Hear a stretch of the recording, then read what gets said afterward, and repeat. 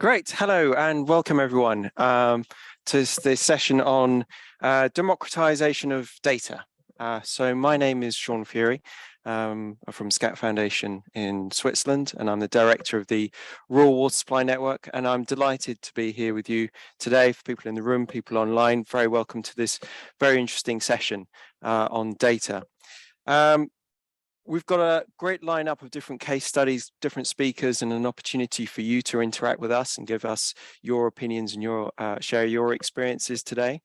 And I kick off straight away with introducing Andrew Roby from who's a senior water advisor from the government of the UK's Foreign and Commonwealth Development Office. Andrew is a forestry graduate and was recently awarded a British Empire Medal for his services to reduce deforestation. So clearly data was an important part of that award. So perhaps you'd like to tell us a little bit more about your experiences.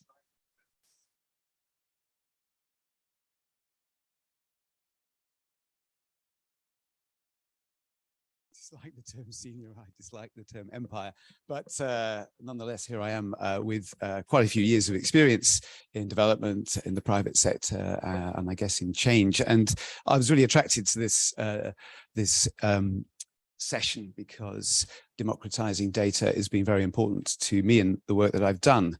And I'm not going to give you boring stories of empire and the past and so on and so forth, because I think we're all here shaping the future.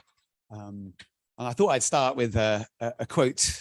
You have to start with a quote from a philosopher, which is where I need my senior glasses, which is from Aristotle. The more you know, the more you realize you don't know. I'm sure you've come across that before. And the older and so-called wiser I got, the greater my understanding of what I didn't know, and therefore the need for me to know others in order to be able to draw out their wisdom. Was I wise? Don't know, but certainly I know about change and was part of a quite amazing change process in Indonesia for 9 years, where we sort of delivered a quite transformational program establishing legal and sustainable forests to the tune of about 23 million hectares, well regulated and so on. So there is a track record there. I'm not talking complete and utter rubbish for once. But going back to data, some of the things that have struck me in my time, starting as a scientist and then as sort of technical manager and moving into this space of policy and governance, is that data is never enough, but there is never going to be enough data. But we certainly don't have anywhere near what we need and about the things that really matter or make a difference. And what we often have is in the wrong hands. So, you know, when I did data information management at business school, it was all about taking data and turning it into information, which theoretically became knowledge, but then not necessarily wisdom or sound judgment. Did change result from data on its own? No, of course not.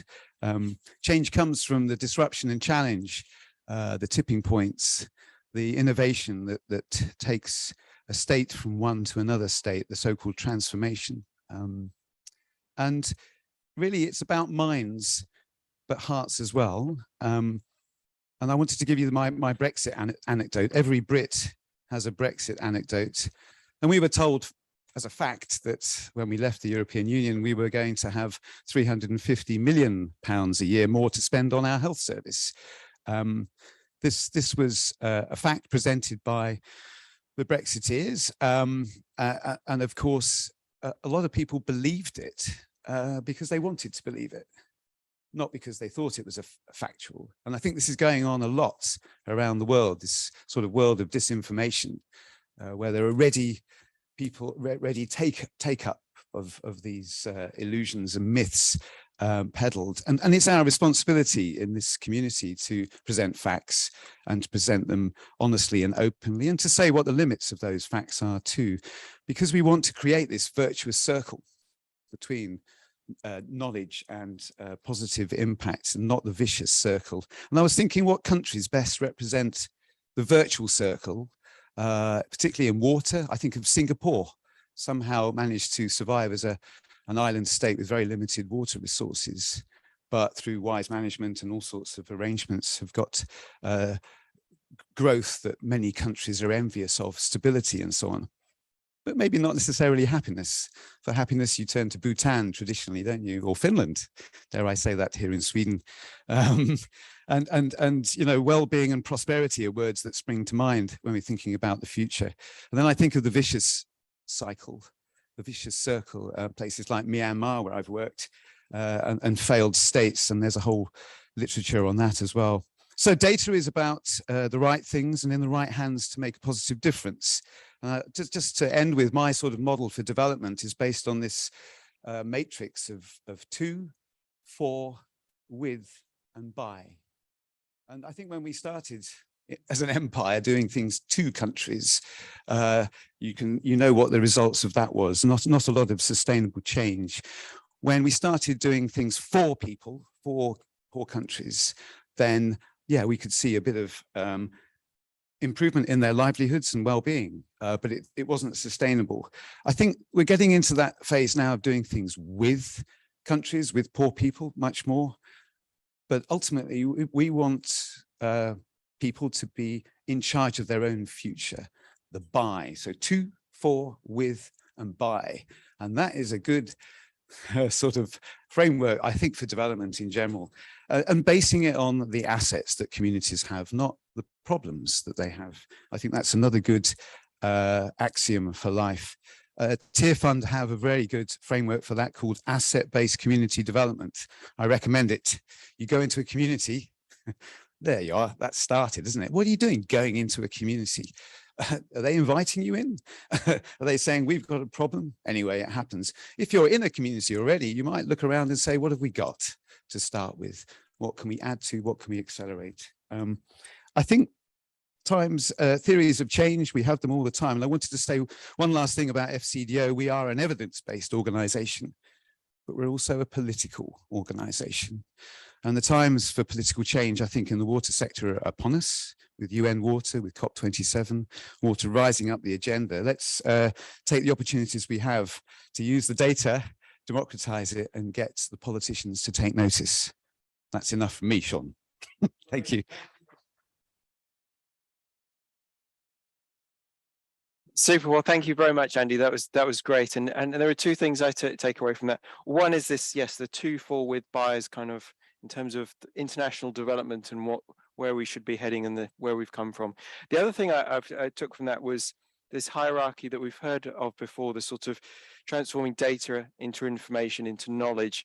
And then there's this question, can we really turn it into wisdom?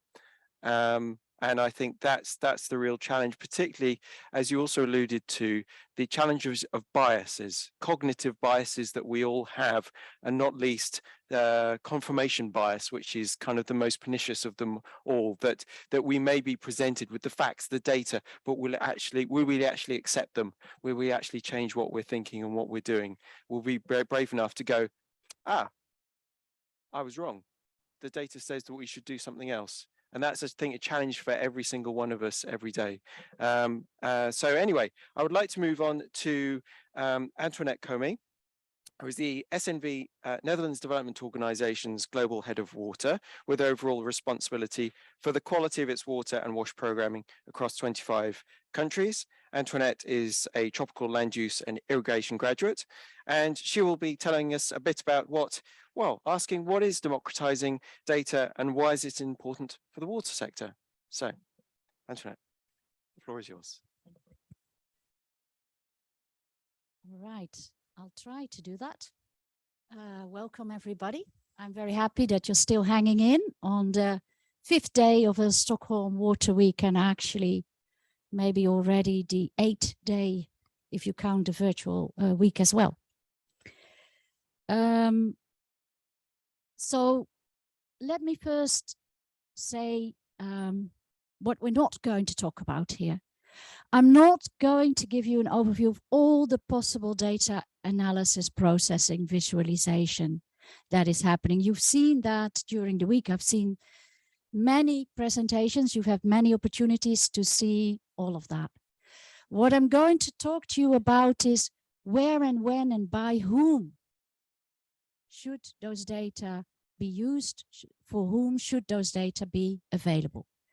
But let's first pause a moment for the water sector. When we talk about water sector, we're striving for water security for all.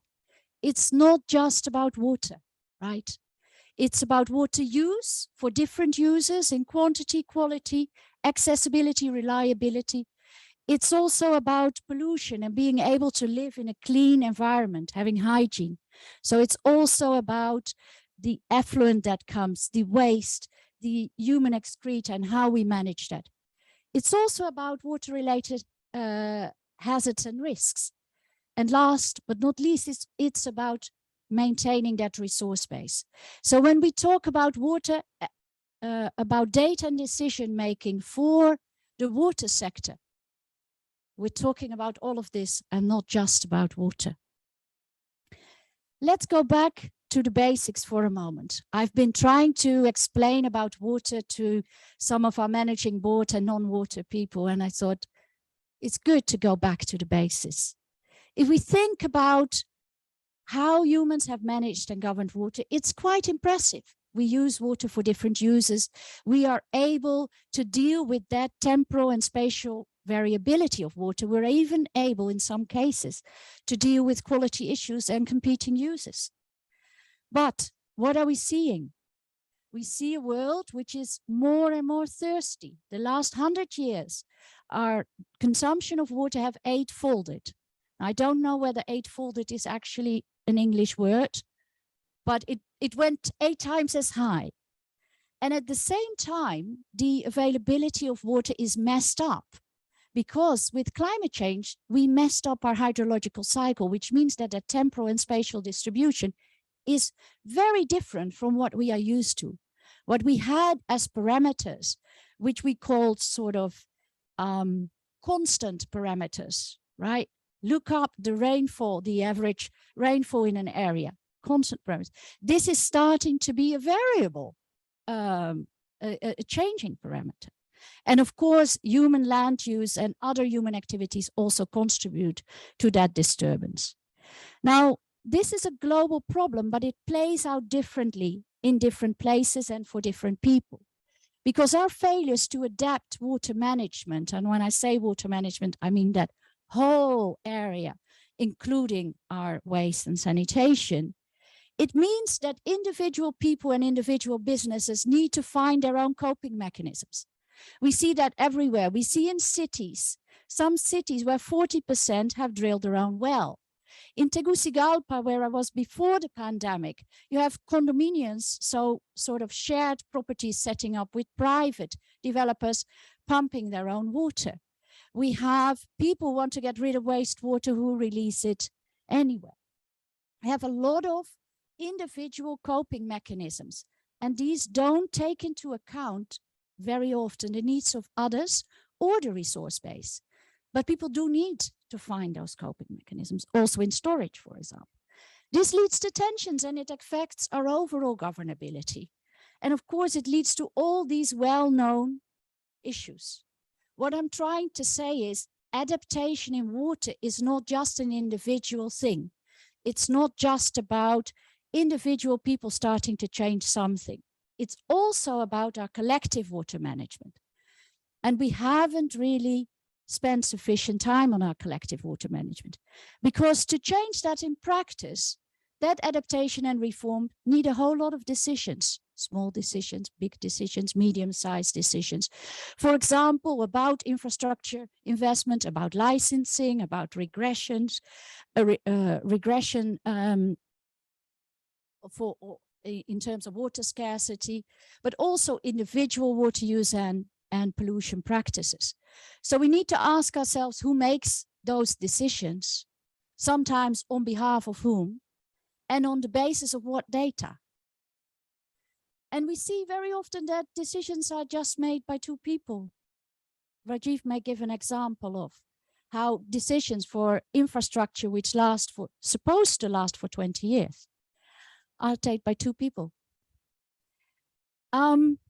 We need a collective informed choice. We really need. We cannot pretend that we actually have an analysis which is now valid for the next 20 years and just for, as technical people, take the responsibility of that. We need to share the responsibility of decision making, share the data, because things are changing so fast. We may need to continue to adapt. So I can't help but sharing with you one of the many, many wasted infrastructure. This is in Bengal. This is a fecal sludge treatment plant. And you wonder, why don't we have collective informed choice? I think this is about people first who are engaged in those decisions. We rely on representative democracy, on elective officials to make such decisions. But we don't invest in representative democracy. We don't ask ourselves, are these elected officials actually gathering enough feedback from their constituencies? Can we strengthen that? On the other hand, we see in some cases very heavy participatory processes with limited consequences. My one biggest example is the city sanitation plans in Indonesia, which initially took 3 years. Now they're taking 1, but it's not necessarily coherent package of interventions where people really reflect about the implications of those decisions. It's rather becoming a wish list of different small investments. A second point is process. So our capacity to manage those processes, our methodological skills in designing those processes. There's a lot of linear diagnostic planning implementation. Yeah. So, but you participate in a participatory watershed diagnostic, you make a participatory watershed plan, but the implementation may, you may find other things in that implementation, and there's no loop in going back. In big investment processes, we see a difference, a totally disconnected social and technical processes. We have one team doing the designs, doing the engineering side. We have another team, which is the social team, which is responsible for the awareness raising. It's not that something comes out of the social process, which then changes the work that the technical team do. Whereas I'm a big fan of environmental social impact assessments, it can't be the only moment in which we check our safeguards. It's a one-stop thing. And it's not that afterwards we should not again check on those safeguards. And last but not least, of course, the data. There's often insufficient sharing of data. We were in Nepal the other day, and the Groundwater Resources Board told us that they had been collecting groundwater data for 35 years. And we asked, how is it used? And they said, well, there's limited interest in the data because there's no licensing of the groundwater. So now they're working on a project to get more focused on that use. But it almost made me feel sorry for these guys, very enthusiastic about their data and nobody really wanting to capture that.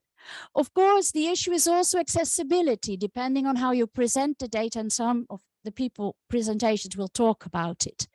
And then there are areas where we do have a big lack of data and a greater uncertainty that we're dealing with. So we have 4 cases here, and I've sort of tried to map that in a matrix, because mapping in a matrix is always easier than in 3 or 4 or 5 dimensions. So there's actually there is a limitation in that map. But we have the case from Laos, which is locally collected data on flooding, which then leads to individual decisions about adaptation of rural household, of sanitation infrastructure. We have the case from Burkina, where it's communal water resource mapping, and it leads to, but locally collected data, and it leads to collective decisions about water management. We have the case from Bangladesh, where we're using higher level data, and immediately Andy attacked me, said, what do you mean with higher level? Is it better? No, it's not better. I meant to say it's either national level or some specialized studies, or sometimes remote sensing that is not collected at the community level, but then made available at the community level.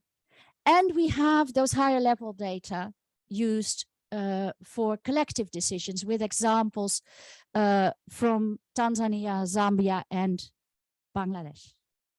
All right, so I hope that you will enjoy this session, and that anywhere where you see some kind of data app or application or example being presented after this session, you will say, okay, who is using these? Who is making these decisions? Who is using those data? And who is making decisions on behalf of whom? And I need to say, maybe I should clarify, I don't think we need to do everything everywhere together. It's not that we need to make all decisions collectively. We need to be, because that may lead to those heavy participatory processes. But we need to be clever. We need to be really clever. Which processes need to include who and what, how do we engage people? Great, thank you very much. Okay, so I think opens up lots of different questions, and it really makes us realize, thank you, Ant, that I think that what we're talking about essentially is around governance and the tension between the actions of an individual versus collective, and how water is one of those resources, one of those services where individual action, individual responsibility plays a role, but also collective action, collective responsibility also plays a role. And the tension is between having the participatory processes that are, you try and include everyone, try and create consensus, and they can be very heavy, very slow, very boring. But if you try and centralize everything and just have a few people in control, then that's also doomed to failure, because it's probably not legitimate, and you'll have these adaptation strategies that people in their own households, their own businesses will take their own action and also lead to failure. So the role of data, I think, from what's being described, is how can data and data for decision making unlock some of these really wicked problems of governance. So the next part, we're going to go to a quick poll. And maybe Ellen will explain a little bit about how that's going to work. But the two questions we're going to ask you to answer is, first, to what extent are households and communities using data to inform decisions around water and sanitation? And the second question are, what are the two biggest barriers for households and communities to use data for decision making? So, do you want to explain, how it's going to work? Hi everyone. So if you could go on the app of the Puffable app, how you access the sessions, there should be a poll. Hopefully some of you know how to use this. I've used it before in the other sessions and can access this. Then we have two questions that we would like to hear from you. As Sean was saying, to what extent are households and communities using the data to inform decisions on water, from 0 to 5, so not at all or regularly? And the next question is, what are the biggest two barriers for households and communities to use data for decision making?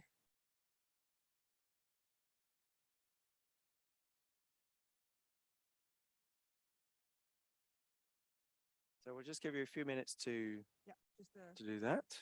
2 or 3 minutes for you to find the questions, hopefully, and answer those, so we can start seeing some of the replies are coming in already. Great. Good stuff.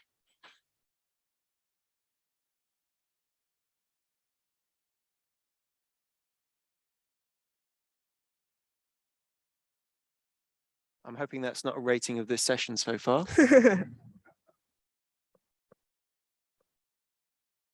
Yes, should be the average of all the results, 2 stars.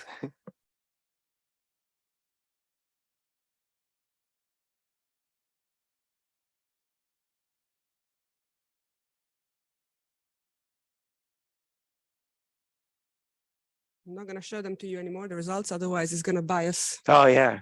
Oh, yes, this is very scientific. Yes, we don't want to.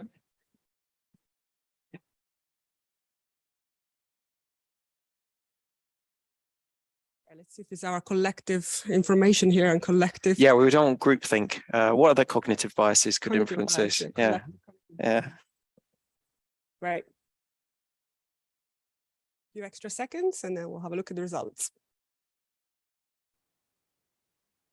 Then we'll see in the sessions how these our thoughts reflect the evidence from some of the case studies as well. Okay. So first question, to what extent are household and communities using data to inform decisions on water? We have very 2 stars, meaning as an average, so I guess quite low usage of data. Still, there is some, which is a positive result. I was actually expecting to see a lower result here from the experience I have of seeing communities. I work for WaterAid and I've seen very little use of data by communities, apart from the case study in West Africa that we will be sharing from WaterAid. But generally, very rarely knowledge about water quality, about water resources, about water yield, and very limited use of the information. Let's have a look at the next question. What are the biggest 2 barriers for households and communities in using data? So biggest barrier is the capacity of people to understand. It's interesting. So it's not the access to data, but it's actually the capacity of using and interpreting information that is coming up. And then presentation of data. That is a key point. How are we all collectively working, with governments, local agencies that develop data visualization to make them accessible for different levels of decision making. We can make great dashboards, make great MISs, but if local communities and households are not able to interpret a map or a graph, that is obviously going to limit the capacity to use the data. It's interesting to see the physical access only having 13%, where actually in many cases we don't see communities accessing the information. Is that because they don't have time, they don't want to, or is it actually because there is a barrier? So that's something, it'd be great to hear more from the case studies as well on this. Great, thanks everyone for the feedback. Hopefully we'll reflect on some of this during the panel as well. Yeah, great, Excellent. thank you. Thank you everyone for contributing to that. I mean, when I think about this, I think about sort of water bills and how that's data that customers get, and then I know that a while ago, certainly in the UK, what they started some of the water companies started to do was just like, right, well, this is how much water you've used if you're on a water meter, and this is typical in your neighbors are in your street are using this amount, because yes, it's just like, right, I've used this much water or I've used that much electricity, but unless there's something to compare it against, you don't know, well, is that a lot? Is that not a lot? So yeah, so I think the both the presentation of data and the ability to understand and make it useful is very important. Anyway, so now we move on to the next segment, where we will be joined by 4 experts who will share some of their methods for democratizing data and decision making in water from around the world. We'll start with a presentation by Otto de Keyser from Deltaris. Otto is an expert in water resources management and head of department of the company's groundwater management division. That will be followed online by Lucien Damiba from WaterAid West Africa, who will present next. Lucien is overall in charge of the research and knowledge management team of WaterAid West Africa and is the organization's regional expert for climate resilient WASH. Following Lucien is Rajiv Monankami. Rajiv is the technical director in urban sanitation and multi-country program manager for the Dutch-funded WASH SDG program in SNV, which covers 20 cities across 5 countries in Asia and Africa. And last and definitely not least, we will be joined by Ruhel Ia, a research officer representing the Sanitation Learning Hub at the Institute of Development Studies and UTS. Ruhel has a background in social sciences and development research, and who also applies participatory research methods and action learning in the WASH sector. But first of all, I'd like to introduce Otto.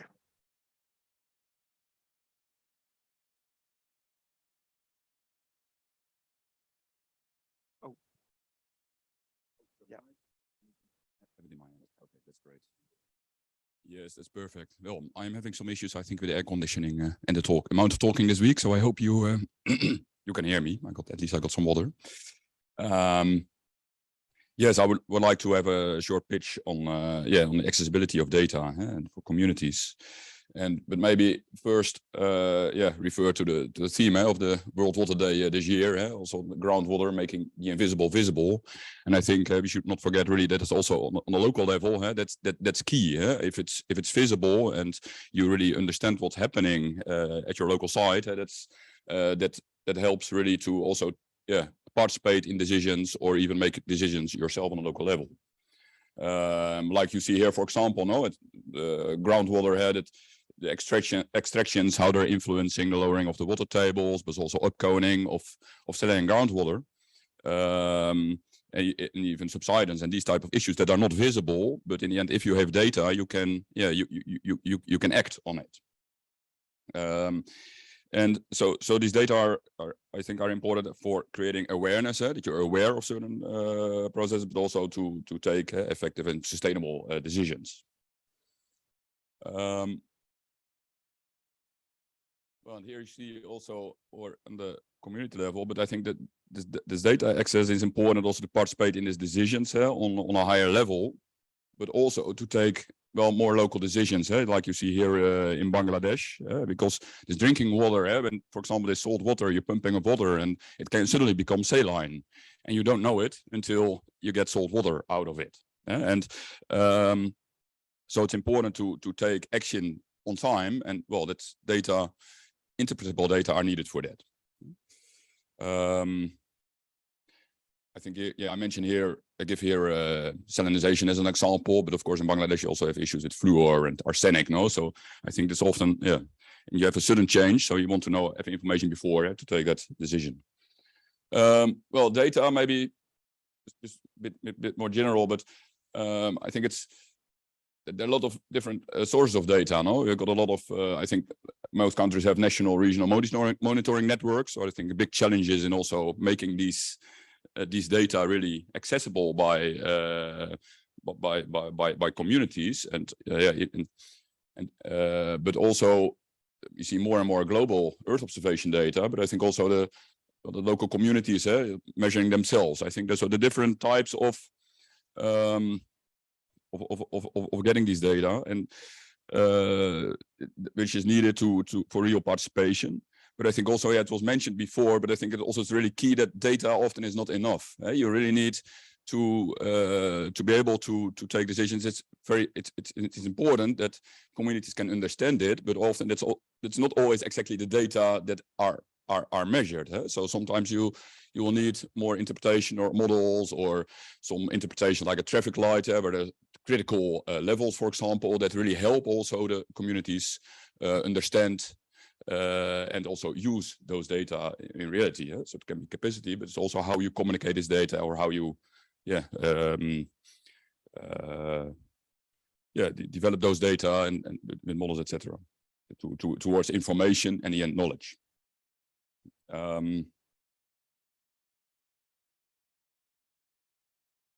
Well, this is an example. I think also for this local measuring, it's important also to create awareness and understanding. It's really, in the end, if people really start using data and also getting their own data, that also helps in the end to understand what's happening and to make them aware of it.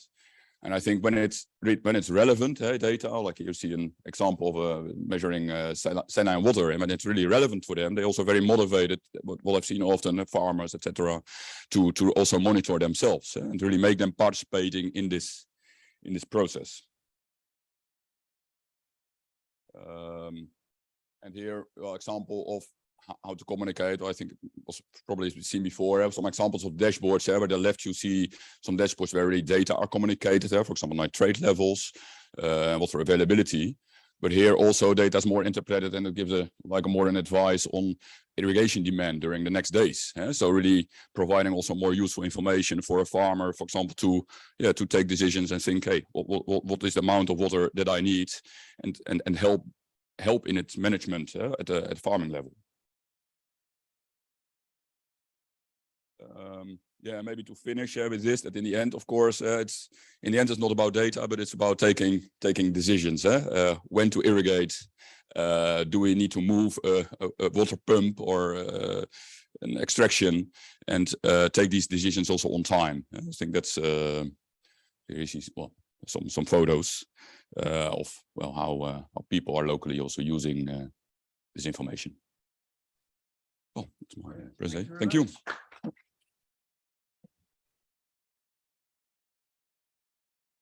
Great. So now I believe we have a recorded presentation.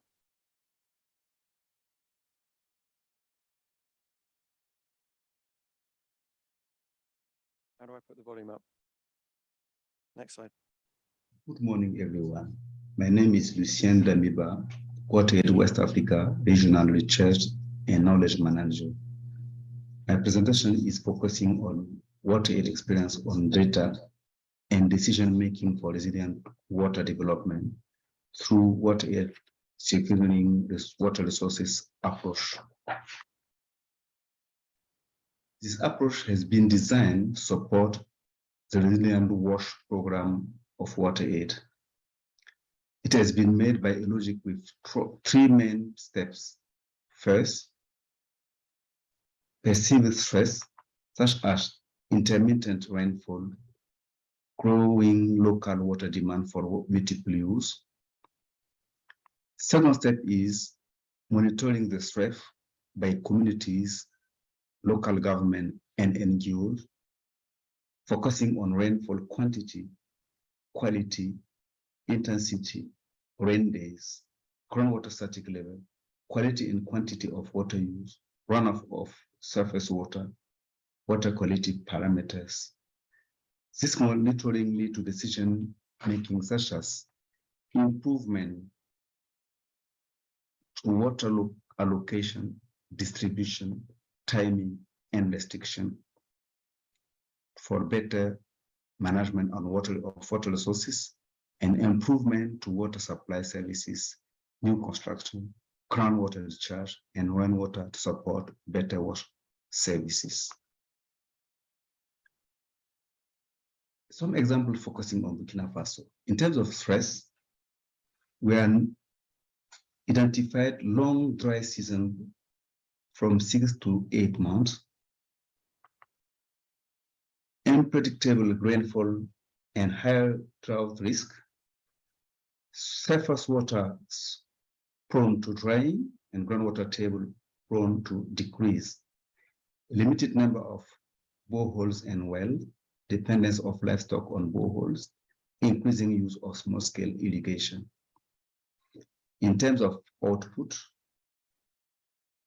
groundwater level is drying up during the rain season and increasing during the rainy season, meaning that rainy season, the rain are charging water table. What are the main key decisions made in Burkina Faso? Community took engagement on water quantity allocation for different use, catchment protection, construction of dams for water recharge, and putting in place committees and plans for disaster prevention. Community early warning system was also put in place, and new boreholes, buffer zone protection, and riverbank protection also has been taken as a decision to support better water services. What are the role of community and local government on monitoring and data use? Community level, they have committed to select community volunteers with strong commitment for water monitoring, water resource monitoring.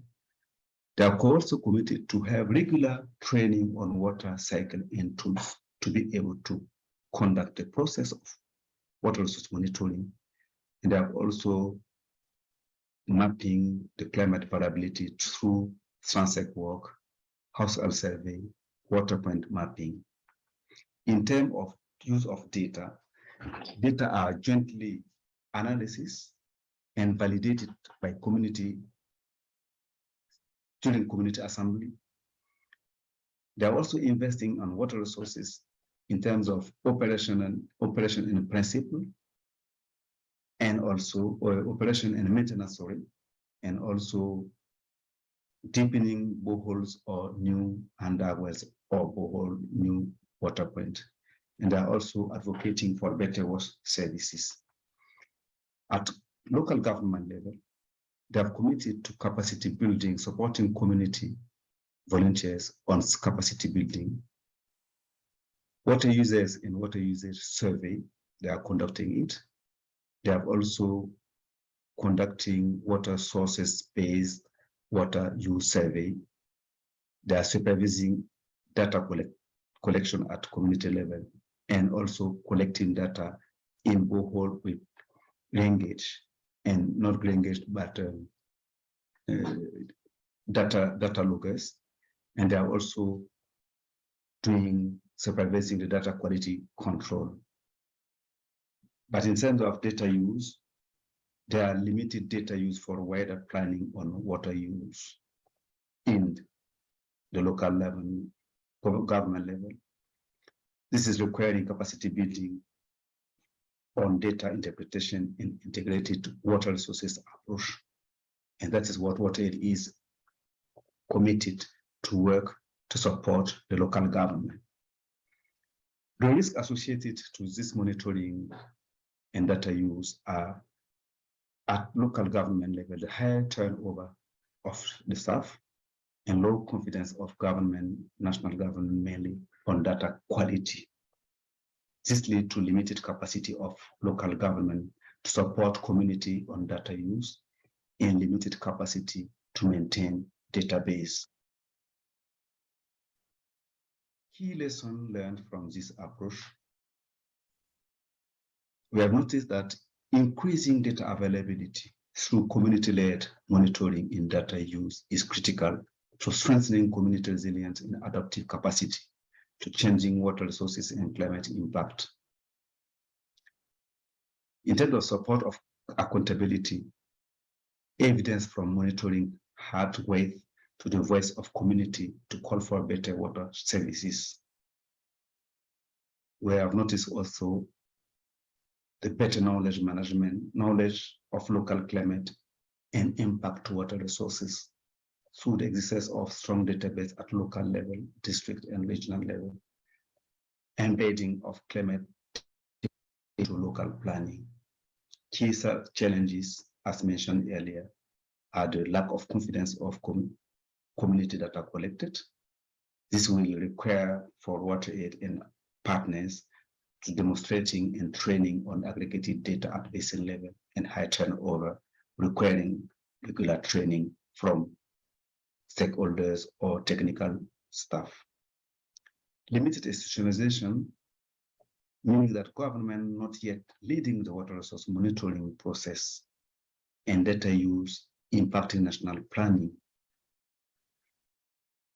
This leads to ongoing advocacy for local government to have budget line for this work, and that is what WaterAid and partners are doing in this area. Thank you very much for your attention, and I'm waiting for question and comment. Thank you very much again. Great.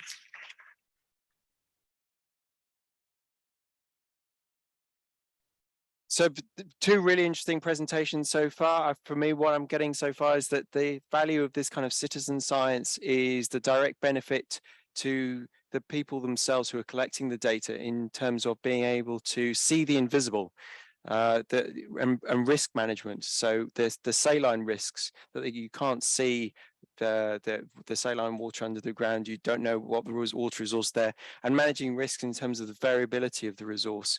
And so yeah, so it's citizen science, really getting people who are involved in the data collection so it's useful to them, not just sitting on a shelf, is really important, but some challenges as well.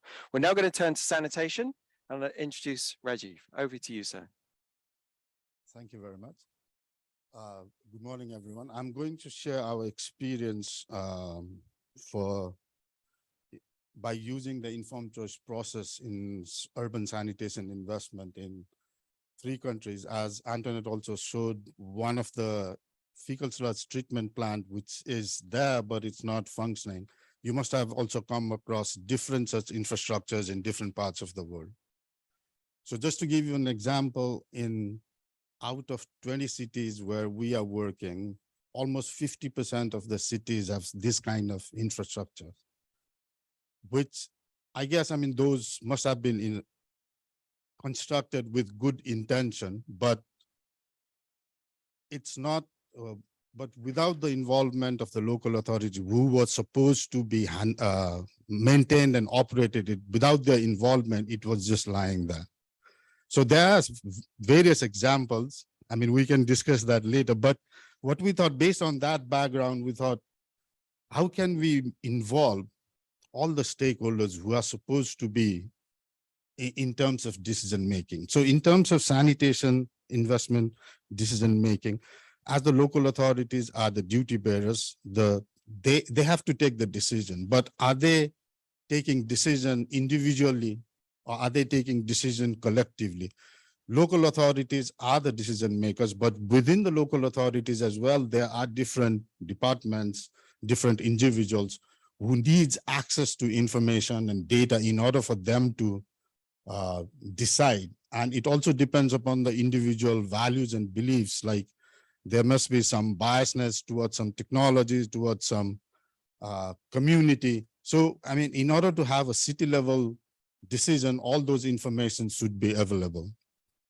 And how do we make sure that required data are available to the decision maker? And we all know that sanitation investment is complex, and it's becoming complex as we are on more multiple objectives. We want to achieve citywide, safe, resilient, inclusive. So all these parameters are also making it very complex for the local authorities in order to decide their investment.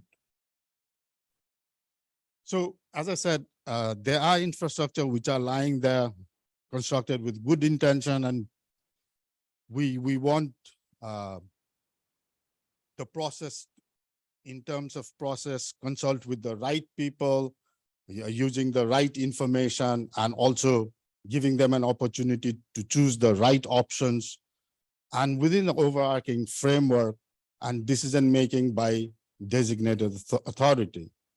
But in reality, I mean, it rarely practice, and this is difficult to achieve even if there is good intention. Intention is there, but still, I mean, getting everything together, the right people, right decision, right information is challenging. So in our program cities, what we did was informed choice process, which was divided into 2 phases. The first phase is more understanding the local realities and what is already happening in the cities. Now, this is more focused on investment in fecal sludge treatment plant and the associated service infrastructures and the equipments required. So starting with in the initial assessment, the focus was more on understanding the characteristics of the sludge and what city really wants to do. I mean, not only saying that, okay, we need a treatment plant, let's construct treatment plant, then only we think about reuse. No, I mean, we had a multi-stakeholder process, and this entire process was led by a technical team, which is directly reporting to the political leadership. So we did legal analysis in terms of understanding what are the institutions, and within the institutions and organizations as well, who are the ones who makes the decision for certain nodes of service chain. So once we understand the characteristics, stakeholders and their roles and the legal frameworks within the city and what they really want to achieve as a city, like in terms of, do they want energy? Do they want co-compost? What do they really want to achieve as a city? And also, like, there are already service providers. So how can we strengthen those service providers? Do we need to bring in other service providers, or we can just strengthen the existing service provider? So it's more focusing on understanding the local situation, then once we have those information, then we started the process of developing a consciousness in terms of, as a city, okay, where do we want to move?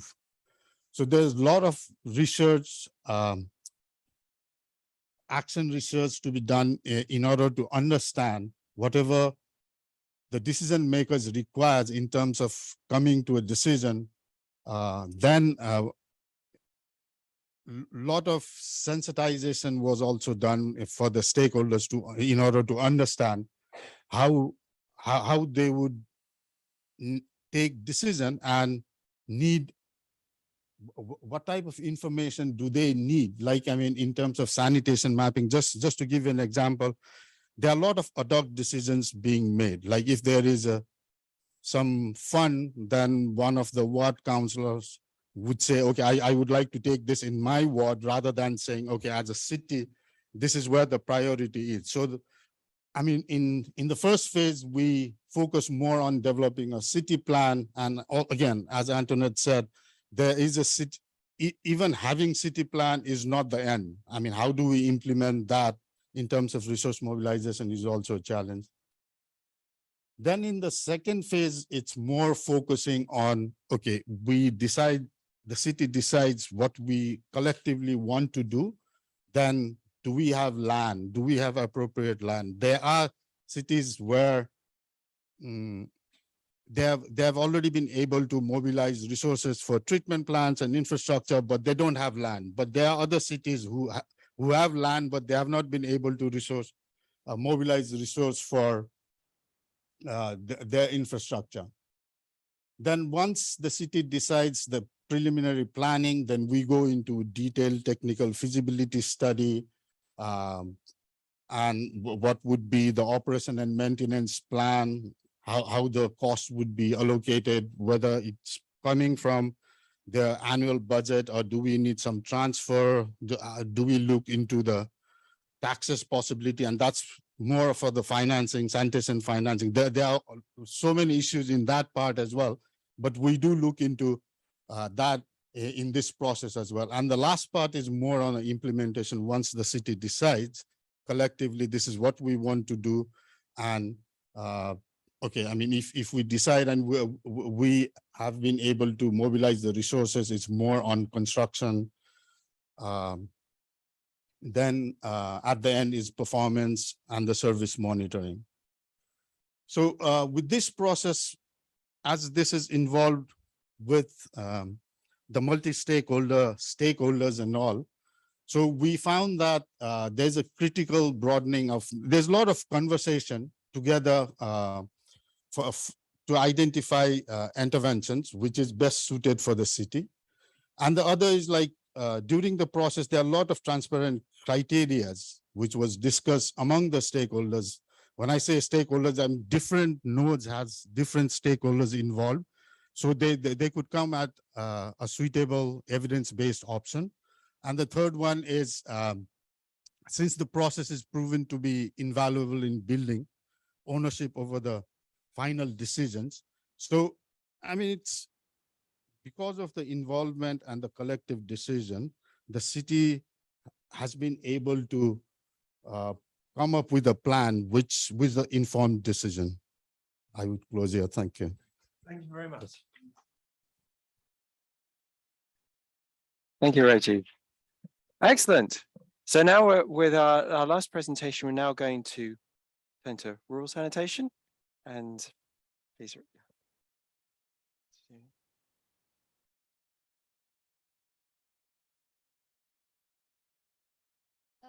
Hello, everybody. My name is Ruhil.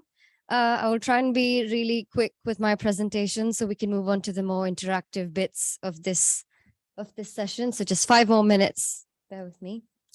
I'm going to be speaking on engaging communities on climate change and specifically climate risks for rural sanitation in Svanakhet in Laos. The research was led by the Institute for Sustainable Futures and SNV Lao, and I'm going to be presenting on their behalf today.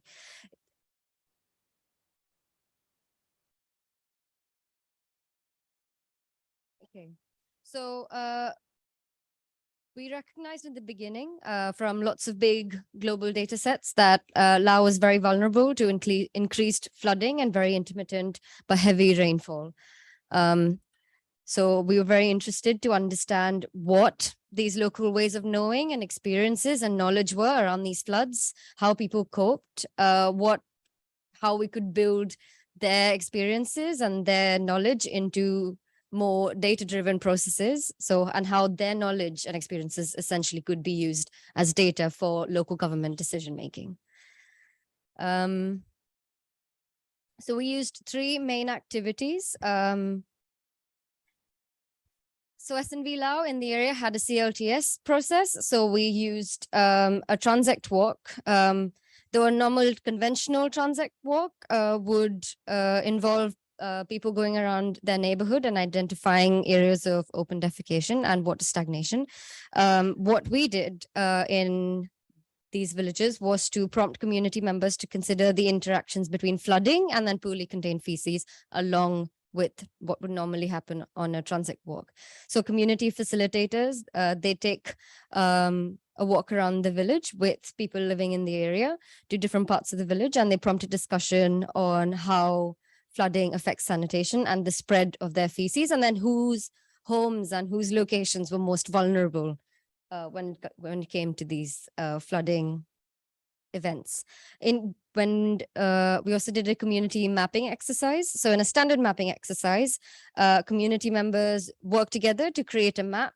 You identify features in your neighborhood, right? So you identify buildings, open defecation sites, you identify temples, schools, etc., all of the major places that people would go to in a neighborhood.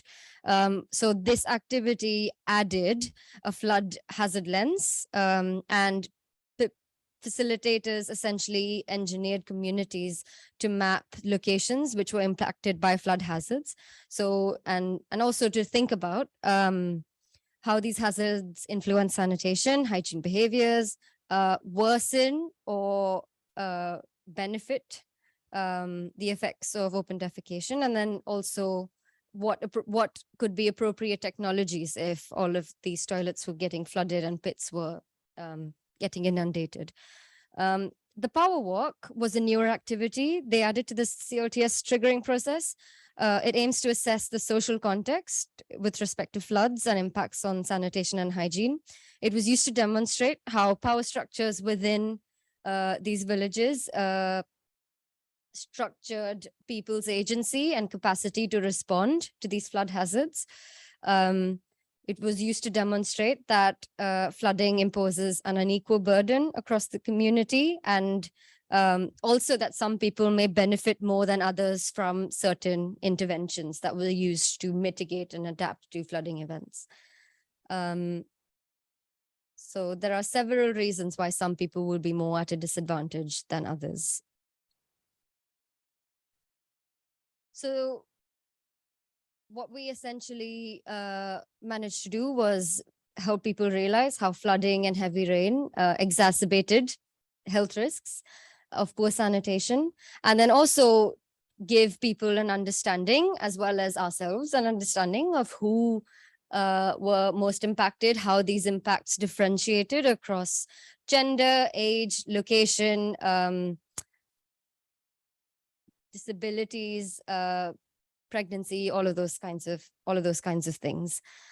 And then also understand that improved sanitation can help address these climate risks.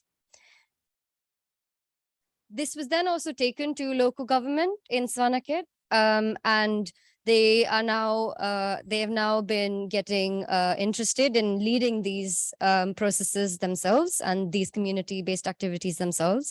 They have plans and are already trying to use the learning to support private sector design effective technology and interventions, and also inform their own processes of monitoring and learning for ODF, open defecation free validation. And as Andrew and several others have already spoken about the biases and limitations of some research, just because this was very locally informed doesn't mean that there were no biases. There are multiple possibilities of exclusion. So certain individuals, their behaviors, if they're not influenced, they can't be fed into high-level decision-making. If participatory activities, if people with disabilities or older people are unable to attend these participatory activities, then their experiences, etc., won't also be able to fed into higher level decision making, and you have to make an extra effort to capture these voices as well. So there's implications for our methods and the methods that we use to be able to look at whose perspectives we're capturing and what we feed at local level. So that's it from me. Thank you.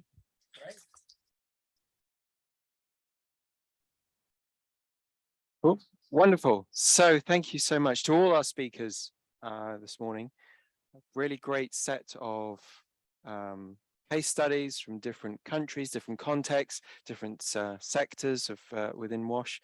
And for me, just listening to the full presentations and how that relates back to the earlier points that Andy were making, I feel that first there's when we look at collective action, you know, why should people work together when which has a opportunity cost, transaction cost in terms of time and effort, and maybe costs to take part in it, when they could just do their own individual kind of adaptation to the situation. And I think what we've learned is that there are risks and there are opportunities where collective action brings benefits, and the power of democratized data is that it enables the people involved in the process to see that it's worthwhile participating, and that it's in their own self-interest and the collective interest to work together, and how much they can tackle some of these risks that they're facing. But I would challenge, I guess the challenge that Andy set down at the beginning comes back to this to, for, with, by. I mean, it's great when you listen to the work of WarTrade and SNV, it's superb stuff. But at the end of the day, it's with, you know, and somehow these processes that we've seen described around urban sanitation, rural water, whatever, they really need to be embedded in a way so that it is no longer processes that are led by or facilitated by international organizations with international funding, but they are locally led, locally financed, and all the rest of it. But it's a great step forward. So we're now going to get into the more interactive bit. And the first bit is that I'd like you to, if I can find the right bit of paper as I shuffle my papers around, is just turn to the person next to you, and in two or threes, and just discuss quickly some of the issues we discussed. What do you think around democratizing data?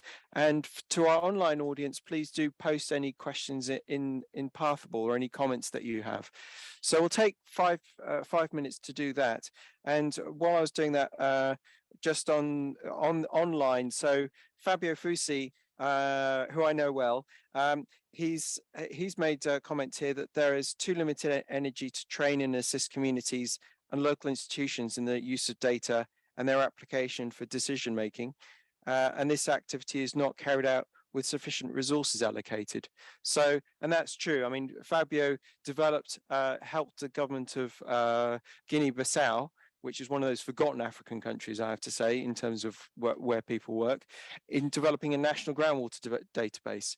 And one of the challenges was really, okay, you've got this data, how is it going to be really used and maintained and sustained?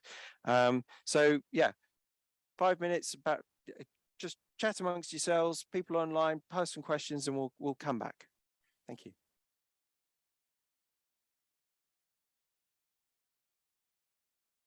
Quick. Yeah, quick.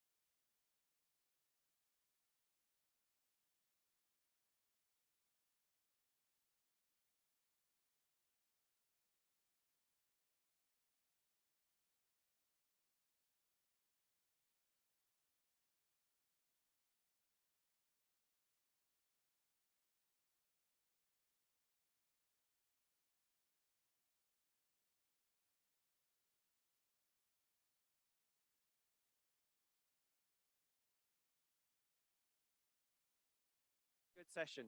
So if I can have our, well, 3 speakers in the room, and Luciana is joining us online, to come to the front, please, and then we'll have the Q&A. So yes.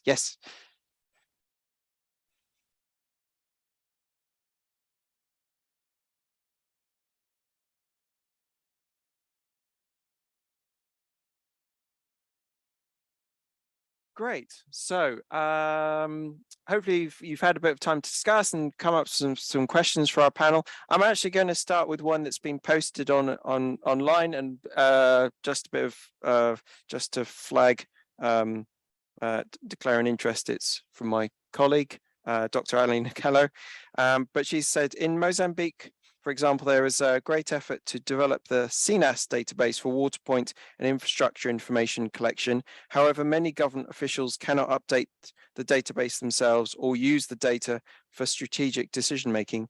How can we improve the capacity of governments and local actors to not only collect, but also use data effectively? And how do we break the cycle of these new initiatives, new tools and models for data collection that are then not maintained?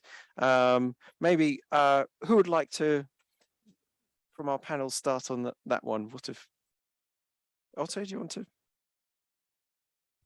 Yes, I think that's a very good point. There's in the end, it's about, you already also mentioned it before, it's about creating capacities and training, and also that that also develop, I think, systems also together with the countries themselves, and that there's really capacity. But I think it's that different. It's complex because of different elements. On one side, it's technical capacity, but it's also political will sometimes, really, to because it's, of course, it also takes an effort to maintain such databases. But I also think it's important that it's really used. If you can create a database, but if it's not used, there will not be a lot of energy to maintain it. So also, if people use it, that provides also that also provides the energy really to maintain and also to provide feedback to this type of data. Yeah, great. Yeah, I think, I mean, we can again come back to Andy's point in terms of like to, for, whom, with. So like, and by. I mean, there are so many data systems, information management systems, which has been developed in different countries, but by different, even at the project level. And we assume that this will be kind of internalized or mainstream within that. But what we also have to understand is like, how can, I mean, is it what they need, or is it we are pushing it from academic and research, like Excel sheet? Like if we go to one of the local authority officials and show Excel sheet with, I don't know how many rows and columns, with different colors and queries and all, he would just say, this is not, I mean, when you open Excel sheet, there is no. But I mean, it's more of a, how do we visualize data? Back end, I mean, we need, there are experts who would be supporting that. So the interest for the local authority is more the visualization of the data. That's where we need to invest. And just one example I can share, we have been working on integrated municipal information system. It's such a powerful tool. I mean, I can sell it to anyone. But I mean, when it comes to implementation at the local authority level, it demands very collective effort in terms of different departments agree to share data. And with the municipality, we started with sanitation, like, I mean, making building footprint and tagging each of the building with the sanitation options and all. Everyone says, yeah, it's fantastic, and visualize, you can do the GIS-based system and all. But later, I mean, when we discuss with the authority, like what is the incentive for them to continue that system? Then again, coming to Bangladesh experience, we found that if we can link with the house tax, property tax, that's where it's their revenue, only revenue. So if the whole system is based on collection of the tax. So unless and until they do something on that tax system, or unless and until they collect all the new buildings in that tax system, I mean, the tax, I mean, it's basically, we found that if we include tax system as well in the system, then only it's an incentive or motivation for them, because they want to know that how much tax is collected, which area and all. But with that, I mean, now sanitation is also included, but it's still a challenge. Yeah. I think this is an important thing. It's just, it comes back down to incentives, comes down to interest, and interest alone isn't enough. I think if it's driven by money, there's a money element to it. People will collect data. They'll use data if they're either going to make money or they're going to get penalized for not doing something. I think that's an important incentive. So, question, Priyanka. Hello, I'm Priyanka. I'm from E3 Bangalore, India. I just want to put a comment forward based on my experience. So in Bangalore, we have several lakes, and we got funding to create a database for lakes where volunteer citizens can go. And so it was a citizen science project, sorry, where volunteer citizens can go and collect the data on nitrates, phosphates, dissolved oxygen levels, BOD from the lake, and they can upload it directly to the dashboard. And then anybody can visualize the data. And it was there was a lag in the data, but at least it was kind of real time. We were trying to do it real time. But the problem with that was that when we started this dashboard, one of the things people came back to us is that, okay, if nitrate is high, what does that mean? And for lakes, like, for people to visualize. So for example, if BOD is higher, that is a bad thing. But if DO is higher, that's a good thing. So it's a very difficult. So then we updated the data, the dashboard, and we added one update on what does this data mean? Like, if you have nitrate high, what does it mean? Like, what does it tells you about the health of the water quality and what its impacts are? But the next step was then, okay, if we know this, then what do we do with this data? So then we also need to tell citizens on whom to approach if you see that your levels are high, like which agency to go, how to approach, and so I think these are some of the things we need to address when we talk about creating dashboards or creating visualizations of visualization tools. And one of the things from the last presentation, if I may add, Sean, do we have time? Yeah. One of the things which so the last study, it was very local case study. I was just wondering, how do we scale up this kind of information? Like, suppose if we have representative villages of similar kind of situations, and then we create some kind of a toolkit where we say, okay, if these are the things, then we can have these kind of systems to address water quality or sanitation issues. So I think there could be some approaches to scale it up. Otherwise, this single local case study, it's very hard to scale up. That's great. Thank Can we you. maybe go to Lucian online? And behind me, fantastic. Lucian, so sorry. So for your approach, what do you feel about scaling up? What would be a way to scale up what you've been doing?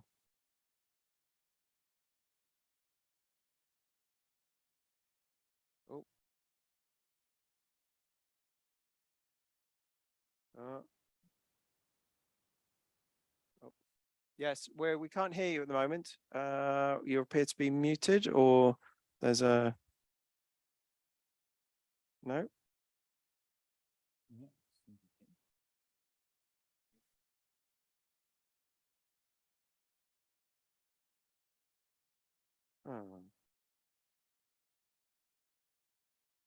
Oh yeah. Well, we can see you wonderfully. Sadly, we can't hear you. Yes. Okay. So we'll try and sort out the audio if we can, but maybe yes, if you'd like to. Yeah. So 2 thoughts on the scale of that. First, it was a pilot, and so Savankhet was the district, but I'm not sure of the exact numbers, but it was a few hundreds of villages because it was across SNV's programming in that district. Second, we all like to think about scaling up, and I agree in principle that we need to scale up. I would try and scale the learning of how it's possible to integrate climate thinking into rural sanitation programming, as opposed to standardizing any one particular method. I would try and scale or sort of push the agenda that it is possible to integrate specific climate relevant interventions within sanitation programming, and you don't have to do a completely new program to sort of capture climate realities and respond to it within sanitation and WASH thinking. So I don't think that's necessary. And I think it's very possible to sort of start grappling with climate risk, because we do a lot of risk thinking in the WASH sector anyway. So I think we need to expand what we normally consider relevant for WASH is what I'd say. So I think that would be my 2 cents on scaling. Right. Have we got any progress with Lucien's audio? Lucien, can you say something? Can you hear us, Lucien? Can you hear us? Oh, he can hear us. We still can't hear you, Lucien. Yeah. Yeah, if you can look at the microphone settings, and maybe it's the volume of your microphone is too low or off or something. Okay. So let's move on. Are there any next question? Are there any? Yes, at the front. I've lived in a couple of non-democratic countries where if I walked into the ministry and told them I want to democratize the access to data, I could basically also book a flight home. So I was wondering, because like we know like knowledge is power, so the access to data can be seen as like sharing power, which a lot of countries don't really like doing. How do we make non-democratic countries buy into this idea? Great point. To the panel who wants to take that one. I mean, I think there are two elements of what we're talking about here. One is around democratizing data, but as linked to that more fundamentally is just data for action. It's just like data gets collected, stuff gets done, and it doesn't have to be democratic, or does it? Yes. Okay. Yeah, I think, I mean, it's more the intention of doing things together. Again, I mean, I can share one experience in one of the cities where we were working. There were a lot of data flowing around, different organizations, institutions gathering data for their projects, even at the city level or at the region level, informations were there. And it took us literally 3 years to get those people on one table for sharing of data. We even said, I mean, okay, if all the data we want is there, it may be 2 years or 3 years old data, but I mean, we can build from there. So can we buy, if you want to sell the data, I mean, we can buy the data as well. So that, from that angle as well, they came up with a cost, which is kind of equivalent to the entire data collection process, whatever they have invested for 3 years. So they wanted that amount. Then we said, no, I mean, since the data are already available there, can we approach through the political leadership in order for them to understand the data are already there and what they want for the city is already available. So, I mean, it took us time to convince the political leaders, and they then convinced the department heads. That's how we got into a now city level baseline base data. But yeah, it's not easy. Great. Do we have Lucien now? It sounds like we've got something. Hello. Ray! Can you hear me? Okay, thank you. Yes. Okay. So Lucien, great to hear from you. So we've had a number of questions around the democratization or scaling up. Is there anything you'd like to, comment on from your experiences? Yeah, thank you. So first of all, for the democratization of data and the buy-in we need the buy-in for government first, and then involve them in on the process in collecting data. But what is the main thing we realize in West Africa here is for community to be more involved and use the data. We need to train them and let them handle the process of interpretation. So what we did is that we trained them to know how to plot the data themselves, not only collecting data, but also plotting the data themselves and understand what the data mean for them. What can they use them for resilience or for their own work, for for environmental issues and all these things. And for local, for government level also, we need them we need first to convince them to aggregate the data, for instance, at basin level, to let them know that what the data could help to understand the resource management or the water, or to build climate resilience as these areas, so that there will be more, they understand more the issues and be more involved. And that's lead us to the scaling up. That's what they need. We did in Ghana, for instance. We worked first with one district at the beginning, and for now we have more than 10 districts we are working on that. In Mali also, in Burkina, we have 3 main national basin we are working with, jointly with local government, national government, and funded by EU to scale up the process, so that because they understand now what this work means, what the data can help to address some issues. Yeah, that's our experience in West Africa here. Super, thank you very much. Okay, so time's running out. So one last question, and then I'll ask some final reflections from our panelists before we wrap up. Okay, so.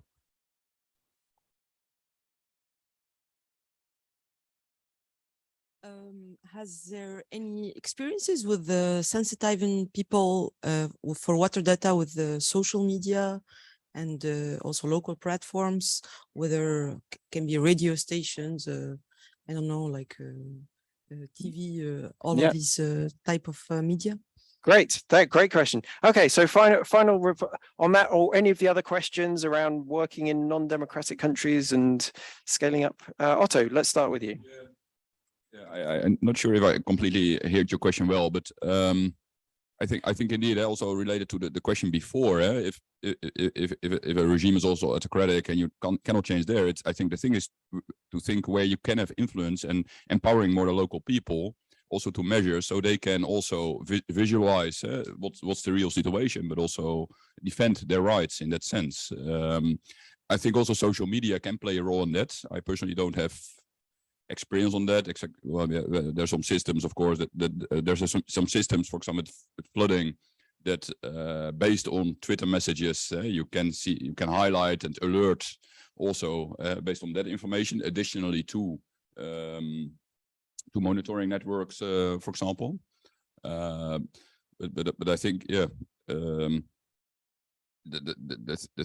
If you want to really cause change, you need to think, hey, where can I cause that change? And indeed, this really empowering people to really manage their data, to monitor themselves, and in that sense also reach, create changes. That I think that's key.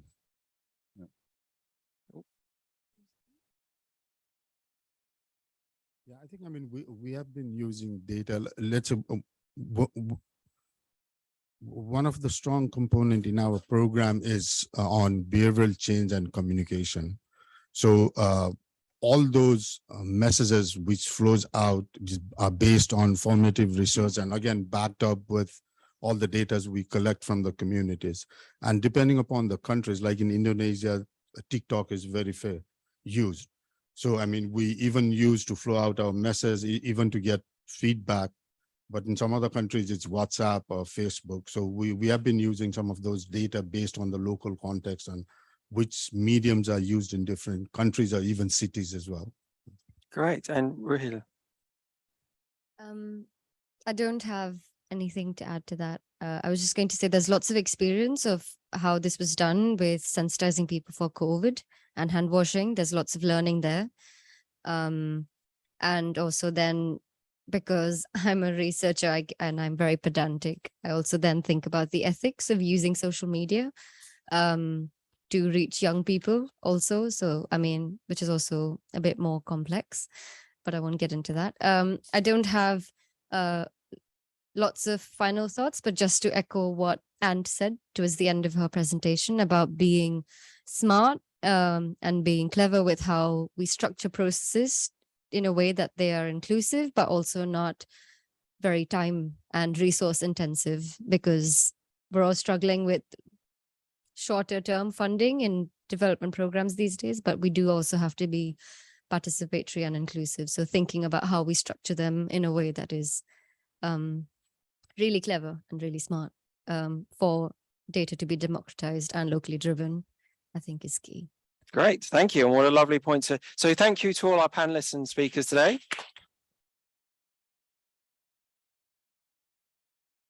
And if we can, Andy, close off the session with just a few closing comments from Andy. 30 seconds, honestly. I'm a bit worried about terms like democratization, I have to be honest, given the examples that I think Therese gave from countries where she's worked. And I think perhaps and that word empowering, that implies somebody else is disempowered, I suppose, if you're in a regime, but does it? And I think we need to work on this wording, not to fluff it over, but to recognize that those in power should benefit in some way because they've got happier citizens when we get the empowering at community level right. Now, is that a vain hope? But there we go. I'm a hopeful person, even after 40 years in this business. Thank you very much for an excellent session. Great contributions, great buzz, and keep up the good work. Great. And I would just like to, well, yes. And thank you to for all of you to coming, for our online audience, and to everyone involved in organising this in the foreground and the background, to SNV and WarTrade and all the other colleagues from Delta Aris and elsewhere. So thank you very much and enjoy the rest of your day. Thank you.